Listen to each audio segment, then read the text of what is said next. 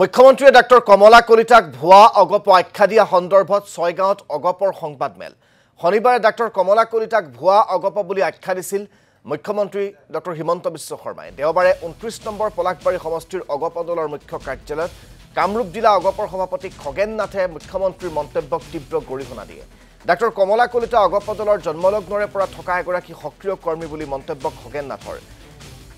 ইপিনে বিজেপিয়েহে অগপৰ হৈতে ভুৱা মিত্ৰতা কৰা বুলি ক্ষোভ প্ৰকাশ কৰিছে জিলা অগপৰ সভাপতিগৰাকীয়ে তৃণমূল পৰ্যায়ত মিত্ৰতাৰ ধৰ্ম পালন হোৱা নাই বুলি সমালোচনা খগেন নাথৰ ৰাভা অসম সাহিত্য নিৰ্বাচনত শীত ভাগবতৰ কাৰণে তেখেতে কৈছে যে এজিপি বিজেপি মিত্ৰ দল এজিপি বিজেপি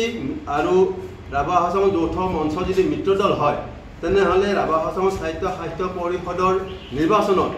অসম গণ পৰিষদৰ লগত কিয় আলোচনা কৰা নহল শীত ভাগবতৰ সম্পৰ্কত আজি কোনো আলোচনা নকৰাকৈ অসম গণ পৰিষদৰ দখলত থকা 30 নম্বৰ বামুণীগাঁও সমষ্টিত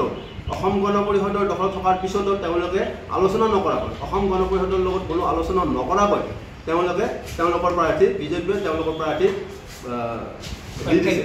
আজিলৈকে কোনো এখন নিৰ্বাচনী প্ৰচাৰত আমাৰ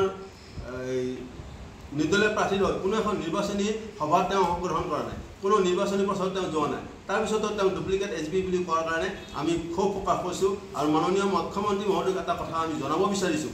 যে তেওঁ মিত্ৰ বুলি কৈ থাকিলে নহ'ব এজিপি বিজেপি মিত্ৰতা তেতিয়াই থাকিব ওপৰ মহলতে মিত্ৰতা কৰি থাকিলে নহ'ব তলত তৃণমূল পৰ্যায়ৰ কৰ্মীসকলে যদি মিত্ৰতাৰ ধৰ্ম পালন কৰি মিত্ৰতাৰ ফল লাভ কৰিব নোৱাৰে তেতিয়াহ'লে মিত্ৰ কৰি থাকিলে নহ'ব।